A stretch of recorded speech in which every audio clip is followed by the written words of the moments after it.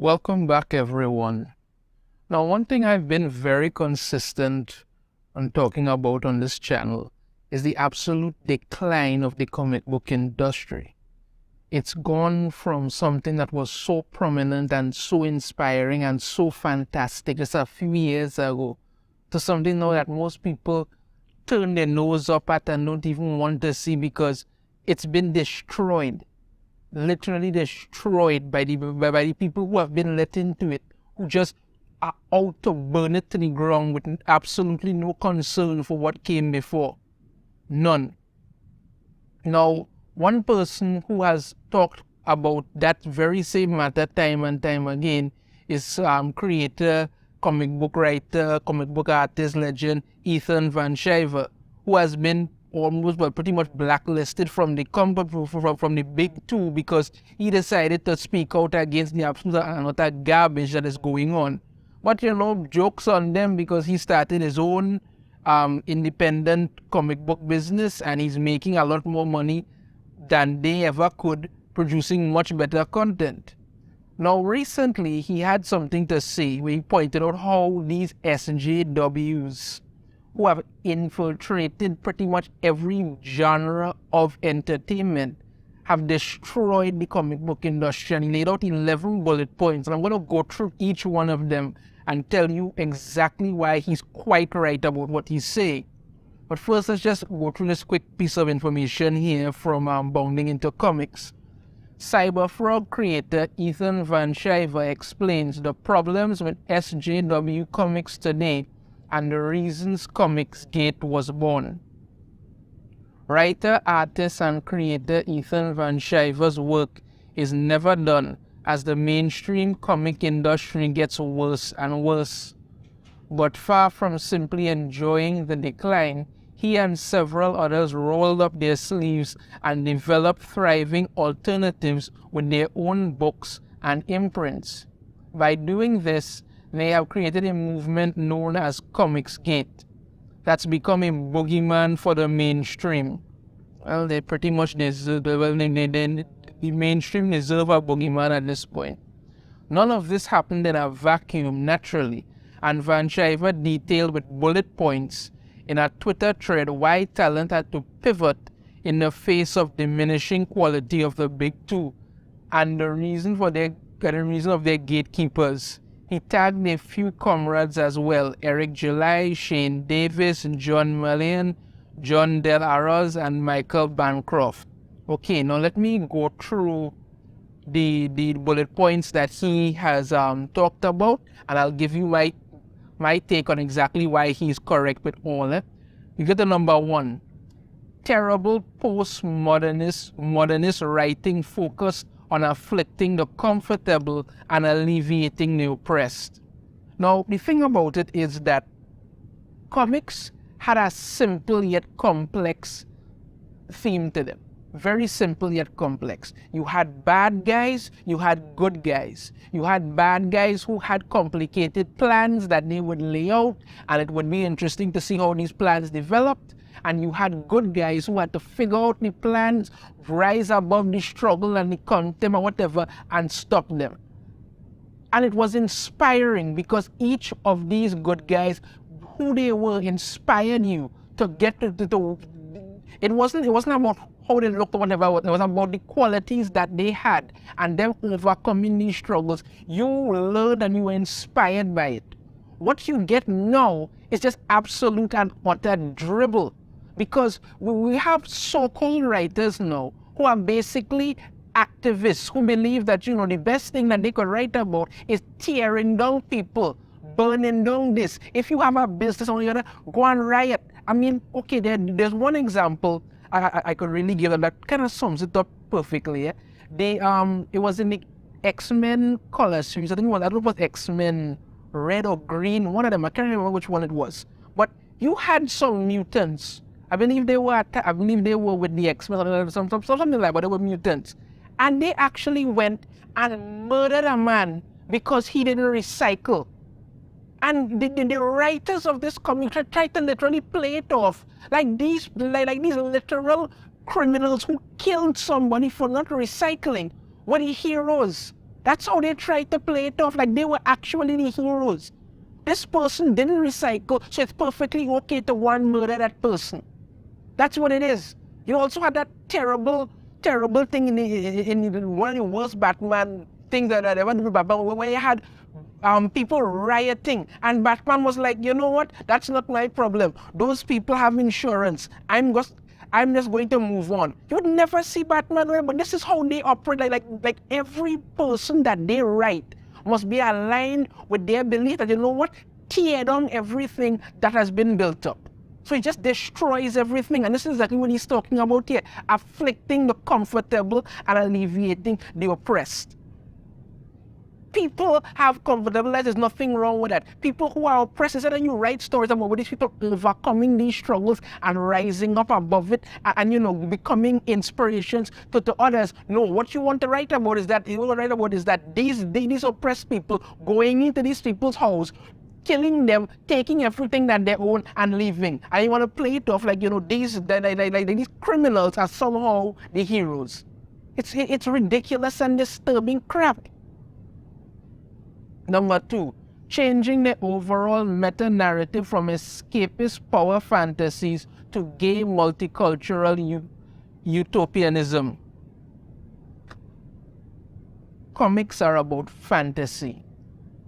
A way for you to escape the modern world and get into this fantasy-based reality where people could fly, they have fantastic powers, billionaires have cool devices that they build, they're aliens, there's space travel, there's this, there's that, all these amazing things, all these heroes who you could sit and say, hey, you know, I would love to be this person. I see this hero doing these things. I see these people having these adventures, and I would like to be a part of it. I would like to write stories about it. That is what comics were about. No, now it's about everybody must be gay.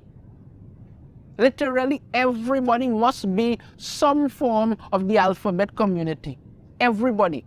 Doesn't matter who you are, everybody must be changed to that. I mean, you have characters who have been straight for years.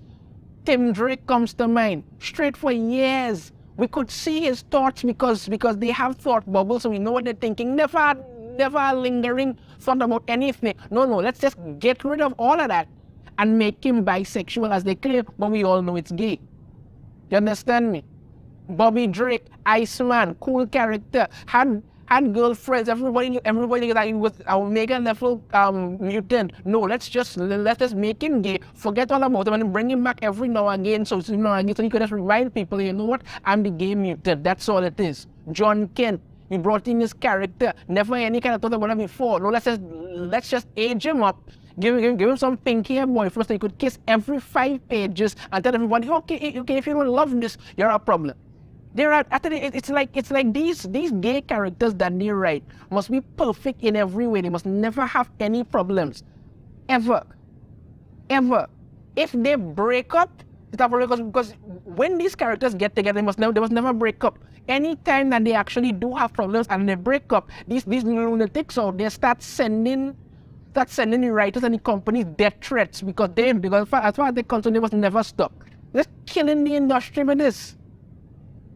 Number 3, new insurgent of moral relativism, nihilism, and cynicism. Okay, it basically boils down to this.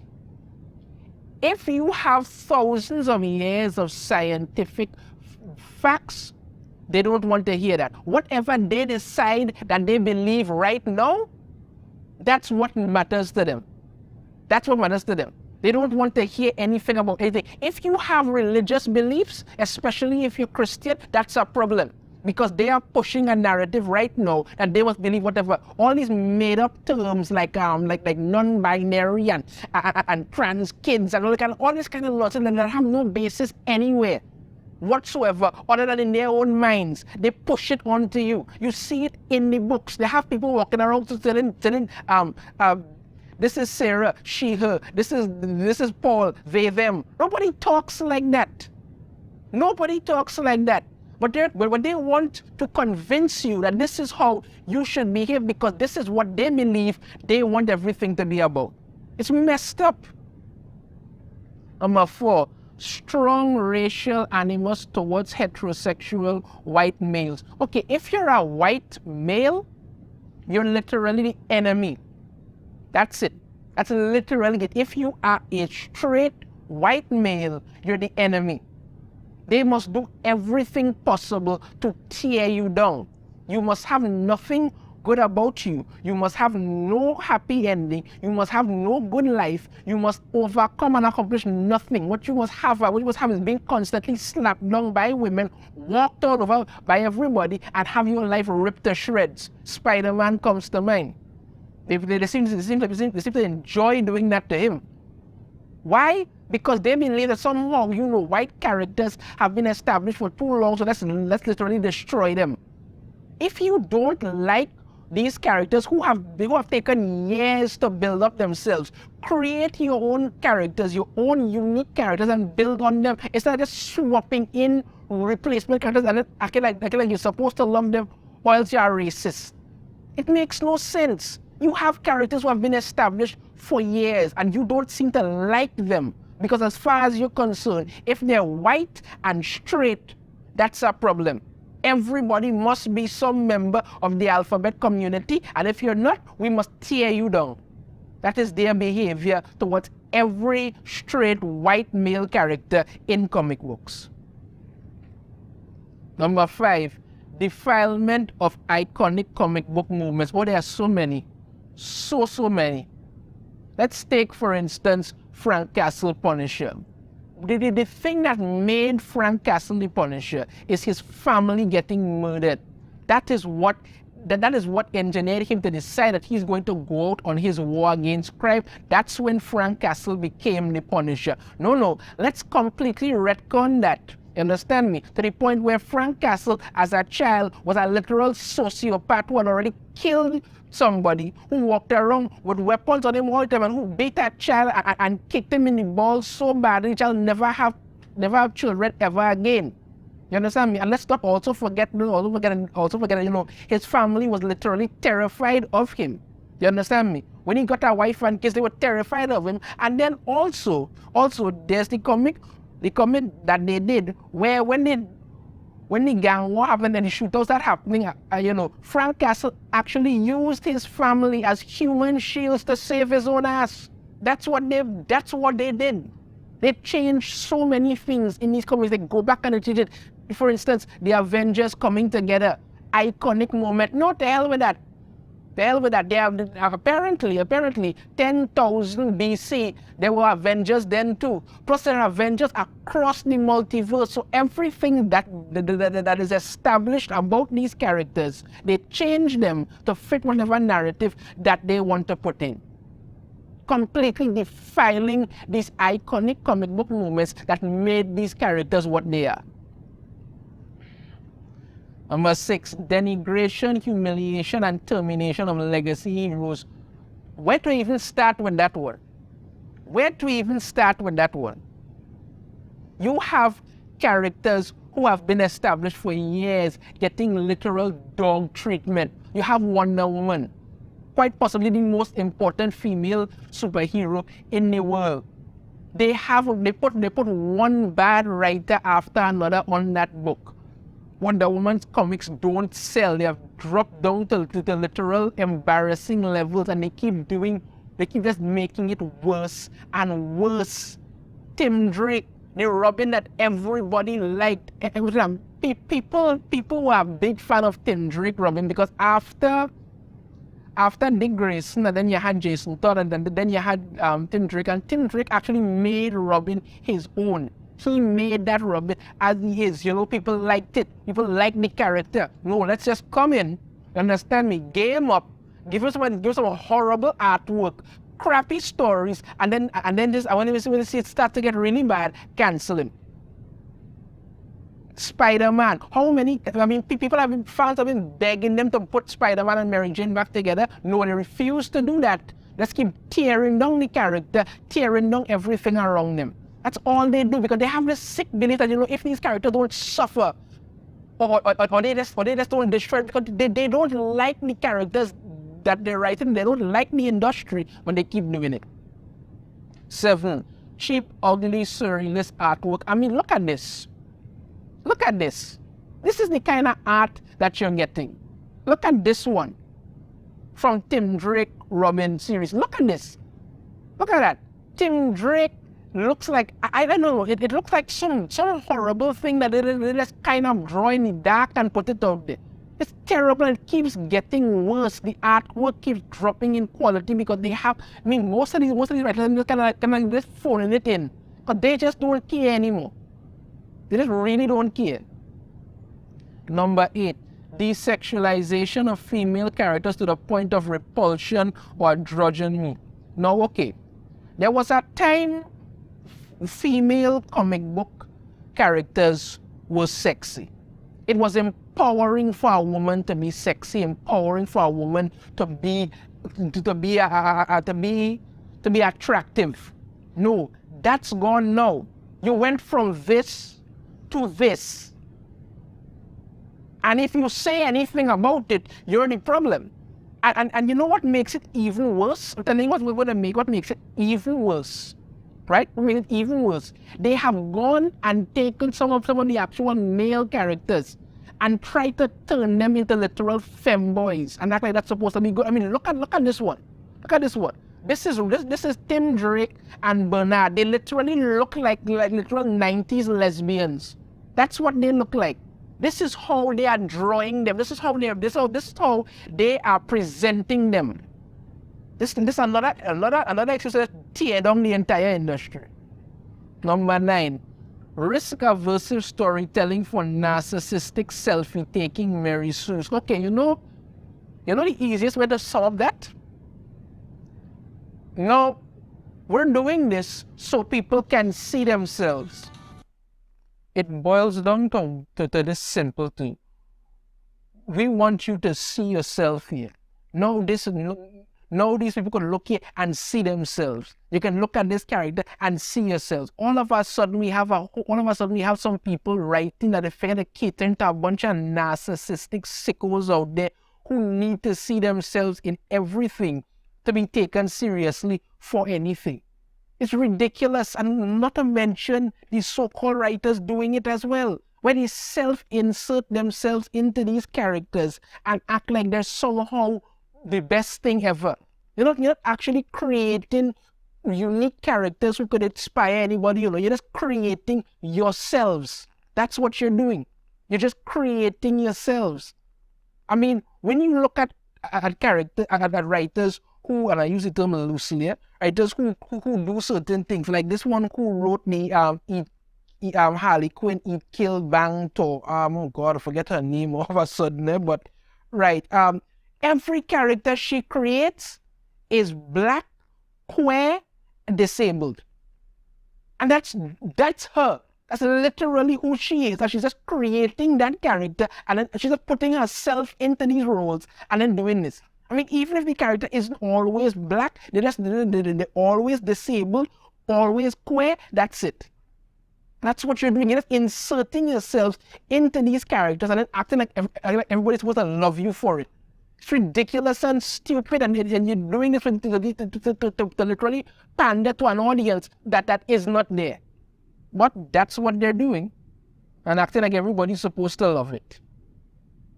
Number 10, fast-track employment of artists and writers with progressive political bias or multiple diversity qualifiers. If you lean as far to the left as possible, and you come out talking about how much you hate the government, hate the industry, hate this, you're getting hired. You're getting hired because you literally align with what they're trying to do. If you have a whole multitude of diversity qualifiers, like if you're a person of color, queer, they, them, she, her, this, that, and the other, all these different things, you get hired. Well, unless you're Joe Glass and then you're outside there begging for help. But I mean, other people, once you literally tick those boxes, they're hiring you. It doesn't matter if your writing sucks. It doesn't matter if your art is terrible. Because you have writers who start writing on books, tank the sales, and they just move them to other books. Because you could be writing X-Men, I'm talking to you here, Tinny Howard. You could be writing X-Men. These sales literally fall off a cliff, and then you just go over to DC and start writing Catwoman. When you fail at that, you go over to Marvel and you start writing, I don't know, Spider-Man. When that fails too, you go back over to DC and you start writing Batman. So they just keep moving between these companies, producing absolute garbage, and no consequences are ever there for anything. They face no consequences for anything. They just tell them, well, okay, no problem. You just keep doing whatever the hell you do, and you're good to go. We are not going to tell you anything. You just keep messing up everything. And finally, at number 11, open antagonism towards older readers. The comic book industry is run by people now who apparently are chasing this new phantom audience that does not exist. And they're telling their long-time readers, people who have been with them for years, people who have supported the industry, people who have been with you through the thick and thin of it all, who have come out, paid money, thousands of dollars over the years to buy books, to enjoy the characters, who love what it's doing. You're telling them, we don't need you. You can go and suck salt. We don't care about you. You see it in the books that they're writing. They're literally telling you to go to hell. They're literally telling you to go to hell. But they're turning around now and saying, listen, we want this new audience to come in. And when this new audience doesn't exist, they act like, well, that's everybody else's fault except their own. You literally have some of these writers attacking their fans on Twitter, because Twitter's like their church. Attacking them on Twitter, attacking them on social media, attacking them in their books. It's literal open hostility towards the very people you are supposed to be writing these books for. So these are the 11 points that Ethan Van Sciver listed out here as to why these SJW hires are just destroying the comic book industry. And he's quite right. This is why people are walking away in droves, because it's getting no better. It's getting worse. These people want the industry to burn, and they're perfectly happy to enjoy the ride while that is happening. Let me know your thoughts on this in the comments. If you have a different opinion, I'd love to hear it. If you like the video, be sure to hit that thumbs up. Subscribe if you haven't already. Ring the notification bell. You're notified every time I put out a new video. And I shall see you all next time. Take care.